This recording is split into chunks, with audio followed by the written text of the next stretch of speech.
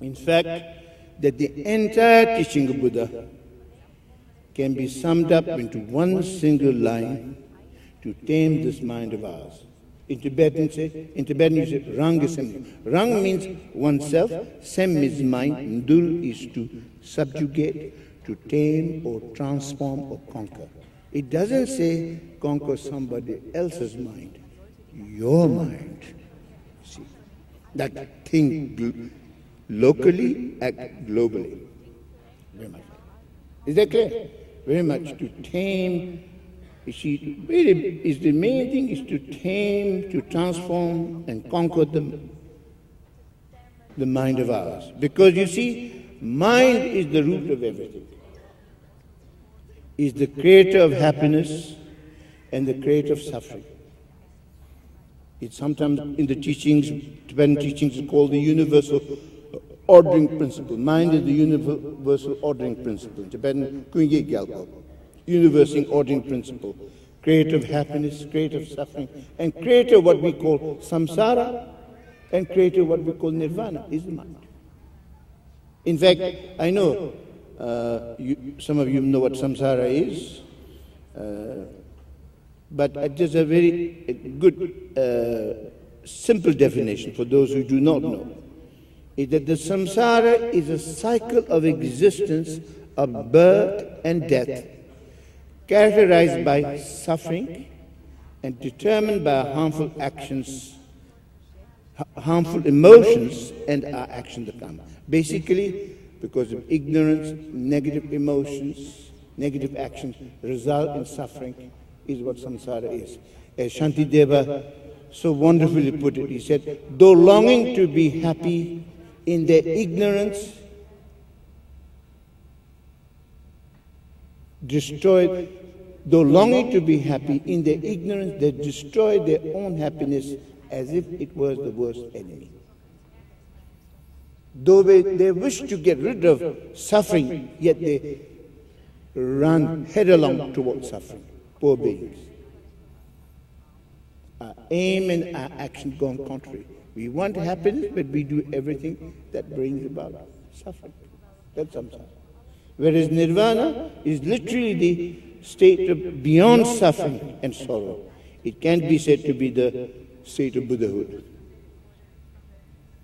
As the poet John Milton said in Paradise Lost, he said, the mind is its own place and in itself can make a heaven of hell and hell of heaven.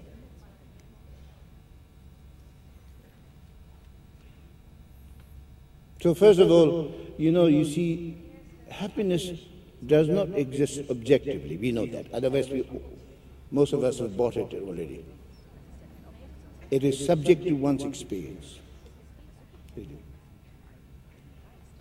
So the most important thing is really, we need to conquer, to put it very simply, if we tame, these are all different ways of saying it. Tame, transform, conquer, same. Maybe some like tame, some don't like tame, especially the Dutch. Transform may be more, politically correct in Holland. So, if you tame, transform, and conquer your mind, then what happens is this. Then your own experience and your perception will be also transformed. Thereby, even the appearance and circumstances will appear differently. Is that clear? That's the key point. In fact, very great master. In Tibetan Buddhism, there are 4 major lineages. One of them is the lineage of the Mahamudra, the Kagyu lineage. They are the first human master. He is called Telopa, and his disciple was the great Pandit Naropa, and his disciple was the great Tibetan translator, the Marpa, and his disciple, Marpa's disciple, was the great Tibetan yogi saint, Milarepa, who inspired millions of practitioners. He's very much His Holiness Dalai Lama's hero.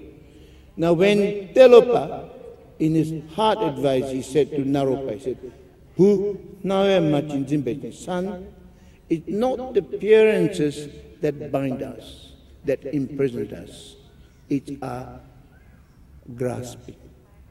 So abandon grasping on Naropa." Did you get that? I'll probably repeat again later. Because sometimes important things need to be repeated again and again, because we forget again and again. As also the great Zen master Suzuki Roshi used to say, the wisdom of repetition. Anyway, so very much now we're talking about both samsara, the mind is both the creator of samsara and nirvana. So you see,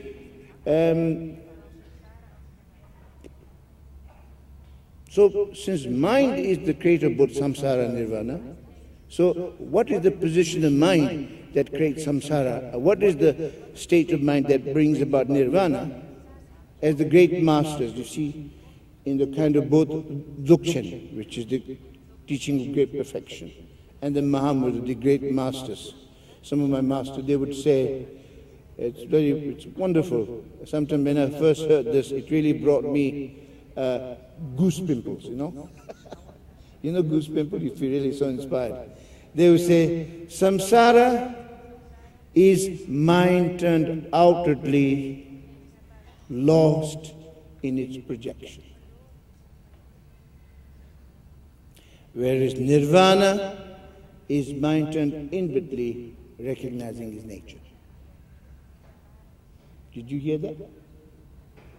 Because to give you a little bit background, you see, when we talk about mind, normally you see in the modern world, we think of mind as just merely the thoughts and emotions. But actually that is not the mind itself. The thoughts and emotions are just merely the appearance of the mind, like the sun's rays, but not the sun itself. So there's the appearance of mind, there's the essence and nature of mind. But most of us, our mind is turned outwardly, lost in thoughts, emotions, and the projection. A lot of time, very much projection, a lot of projection. In fact, in the Tibetan Book of the Dead, or the whole cycle of teaching on life and death called the Pardo teachings, which I try to communicate in the Tibetan Book of Living Dying. In that, the great Master Padmasambhava, who brought the teaching of Buddha to Tibet, and often consider him as the second Buddha, he said that the main task we have in this life, in the part of this life, is to work with our mind and its projections. Purify our perception. Purify our perception. I think His Holiness spoke this morning about, remember, that generally he used, I think, according to cognitive therapy, that you see, our perception is 90% stained by our projection. Like, for example, you're angry. You see 90% anger, only 10% reality.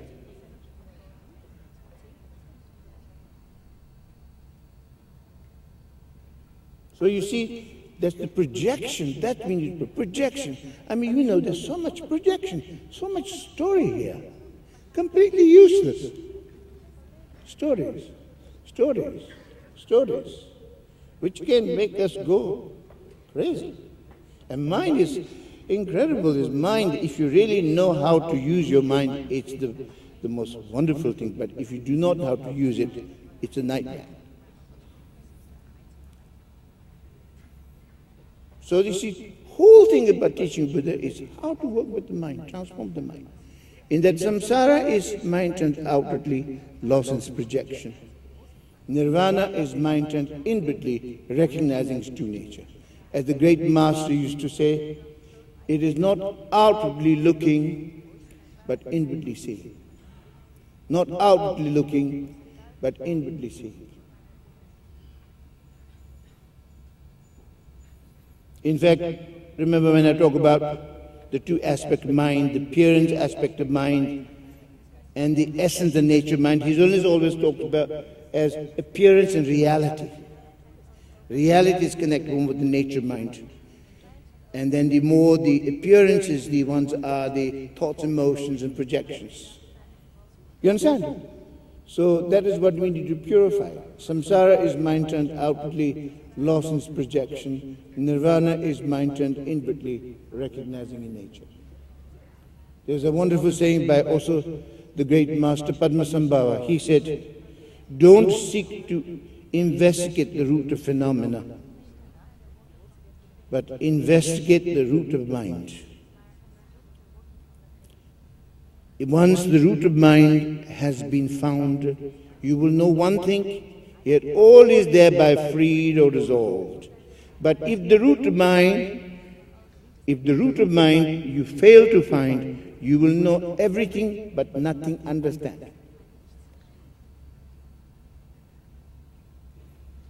So the crucial point is what direction our mind is turned, whether it's outwardly looking, lost in thoughts and emotions, or inwardly seeing, recognizing its true nature. That's really the key. As I said earlier, if you tame, transform, conquer your mind, then you will transform your own perception, your own experience. Thereby, even the circumstances and the outer appearances will change and appear differently.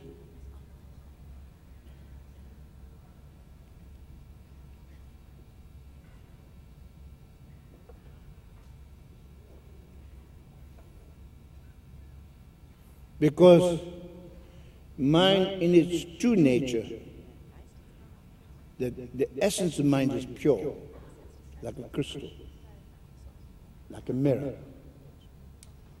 Whatever you place, if you put green cloth under the crystal, it becomes green, yellow cloth, yellow, red cloth, red. But crystal itself is neither green nor yellow or this. Like mirror will reflect all kinds of things, but the reflection never ever actually dirty the mirror. In fact, our really true nature mind is always pure, never stained by any impurity. That's the principle of the Buddha nature, which according to the Buddhist teaching, that exists in all of us as a fundamental nature. That's fundamental goodness. Have I put you to sleep?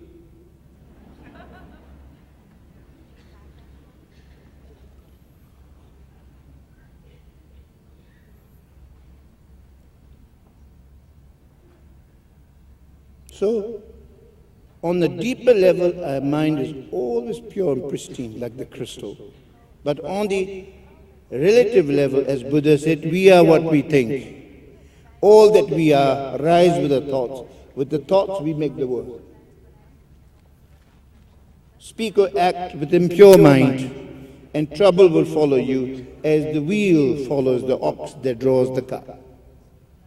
We are what we think. All that we are rises with our thoughts. With our thoughts, we make the world. Speak or act with a pure mind, and happiness will follow you as your shadow unshakable. Even Shakespeare says in Hamlet, there's nothing either good or bad, but thinking makes it so.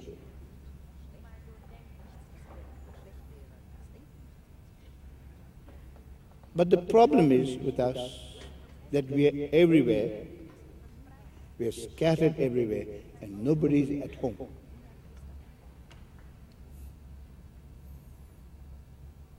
So, in many ways, we miss ourselves. In fact, we've lost the sense of being. We're always turned outwardly, lost in thoughts and emotions. We're always doing things, we're always speaking, we're always thinking or stinking. But we do not know who the doer is, or speaker, or not mindful aware of the thinker. So fundamentally, what we need to do is to bring the mind home. Bring the mind home. As the French philosopher Pascal once said, all of men's difficulties, also women's difficulties also, In early days, they all used to say mankind, but that's not politically correct now. All of man's difficulties are caused by his inability to sit quietly in a room by himself.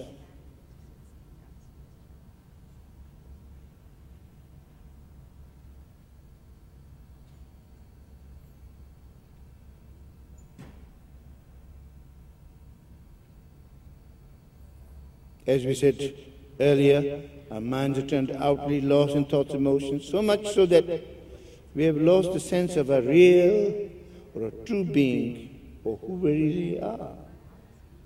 We could almost say we are homesick for our true nature. So meditation then, on the more deeper level, is really bringing the mind home in the deepest possible sense.